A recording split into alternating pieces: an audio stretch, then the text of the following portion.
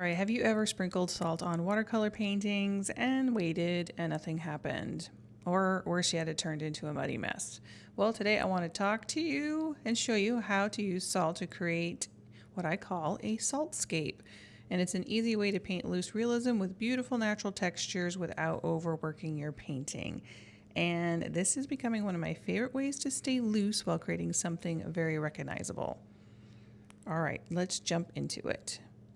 So for years, I avoided salt because it felt really unpredictable. Sometimes it worked, sometimes it didn't, and honestly, I thought I was doing something wrong. Well, I kind of was. But what later I realized is that salt really isn't as random as I thought it was. It's really about timing and moisture. And once I understood that, it completely changed how I painted my landscapes. This one I painted actually with my mom, and again, it's always with my mom I seem to find things out because I'm usually not rushed. We're usually talking, sipping coffee, tea. We get up, we take breaks, we do something else, we come back.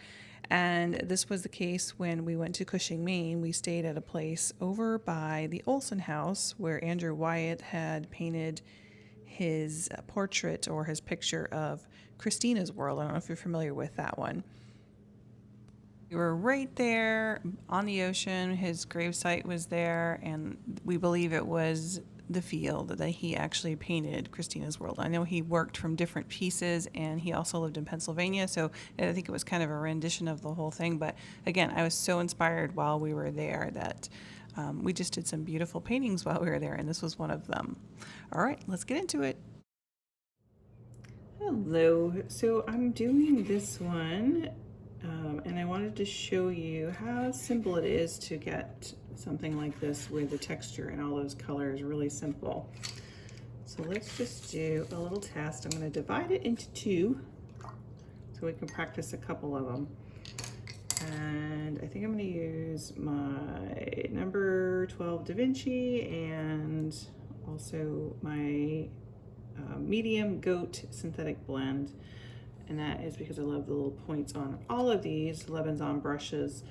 And if you didn't get a chance to check that out, I'll leave a link down below. Plus there's a coupon that he gave me. All right, so the first thing you want to do when you're working on just this color gorgeousness is letting things blend naturally. So it takes practice with water control. So I'm just gonna wet my brush and let's just make a little islandy kind of shape with this. Now it's hard to see because I have just clean water, but you'll notice once I drop in the color, you'll be able to see it a little bit more. So you can start with any colors you want. I'm gonna use my Rosa kit, and I like to have it watery at first, just so I can see where I'm dropping in that color first.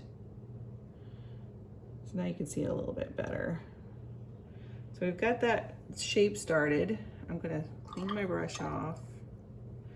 I'm gonna go into maybe some green, because these are islandy kind of things, and I'm just gonna drop that color right in there. See, I'm just tapping it in. I'm not moving all of that color around with my brush. I'm letting the water do its thing. Maybe a little bit of yellow ochre. So you can use lots of different colors with this. I wanna make sure I have enough pigment. Again, dropping that in. Letting things move around naturally. Maybe we have another little island that comes out this way. So I'm thinking greens, flowers, you know, colors like that. Flowers in the front. So this is where I'm going to switch now. I'm going to go to my magenta rose color. This is where I see maybe the flowers up in the front, and I'm going to drop that down in here. Some of that's going to mix with that green, which looks really pretty. Just like that. Okay, I'm gonna leave that alone. Switch now to my smaller brush, and we're gonna add some darkness on the edges. So this is a really quick way to warm up and practice this technique. So just some darker edges on here. This might be where your land mass jets out. Okay. And I don't want to touch that too much into there because then that black's going to bleed in there. And that's really all you need to do. I could add a little bit of darkness down in the front here too if I wanted to. And at this point, we're gonna add some salt to that. So just some table salt. Pop that in there. I blow dried it, so I had to speed things up a little bit. So you can see some texture in there. You can see there's a lot of things that will affect the salt. So let's go ahead and try this one more time. I'm gonna let this one dry naturally instead of trying to speed it up. I'm gonna start with just water, and it's gonna be tough to see because maybe I'll tint it just a little bit. Let's see, let me just tint it a slight grayish color so you can see. So I'm gonna drop in that shape of whatever islandy shape that I'm gonna have. And I like to kind of do those little jet outs. And I'm just gonna put water down there. Okay, let's come across the bottom here too, might as well. It doesn't have to be straight either, but we can play around with it. So hopefully you can see where that sheen is on the water, and that's all you need to do, just a little shape. Then we're gonna start, so now we have it wet, we're gonna start with some color with our smaller brush. So I'm gonna start with maybe a very light black. This is my grape black. I'm gonna drop that in where it's wet, and you can see I'm not moving the paint everywhere. I'm just kind of dropping it in there. Then we'll go into some green to make my pigment a little bit darker now. And we're gonna drop some green in there. This is olive. I'm gonna let everything just blend by itself. Let's do a little bit of yellow ochre. So these are all those natural colors that you might see in a field, near the ocean, maybe a little bit more black or gray in here. I like to get some darks and some lights. Maybe a different shade of green. This is more olive here. What did I say that one? That one's just green. I like the olive. Gives you a really nice color. And then we can add in maybe some purple.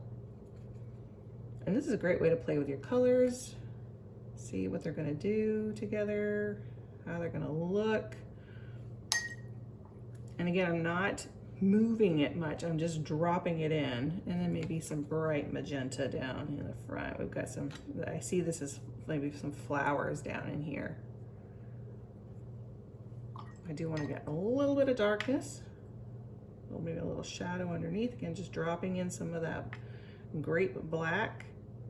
It's okay to even have the white space in there. And then I'm going to come back to the edge here, and I'm going to drop in some black just along the edges. Again, this might be where we have some rocks, where it jets out a little bit. I don't have to have it everywhere, and then maybe a little bit down in here. Maybe a little over here. You could put maybe some darker green in there. Again, just for some shadows. And just let the colors blend and play around and do what they want to do in here. So I see that as kind of grassy land area back in there. And right where those two meet, again, might be a little darker. So that's how you can get your little island look. And you can play with those colors and keep, darkening some of the areas. Again, I'm just dotting it. I'm just dropping it in there and letting it do its thing. And I think that's gonna be good. So now we're gonna add the salt to it. Now, if you didn't get a chance to watch the salt video, check the salt video out so you can tell when is a good time. And it looks like this is the perfect time. It's got a little bit of a sheen, but it's not puddling, it's not super watery, and it's not yet matte, because if it's too dry, it won't do anything. If it's too wet, it won't do anything. So this is just table salt. I'm gonna drop in there, and I'm trying to do it more on this side. Some of it might get over here. And we're gonna let that dry and do its thing for a little bit, and probably about 5 minutes or so, and it should give it a nice burst. Okay, you can see it, we're back. We are all dry except for this little section over here, so I might just take the blow dryer, I can stop everything now.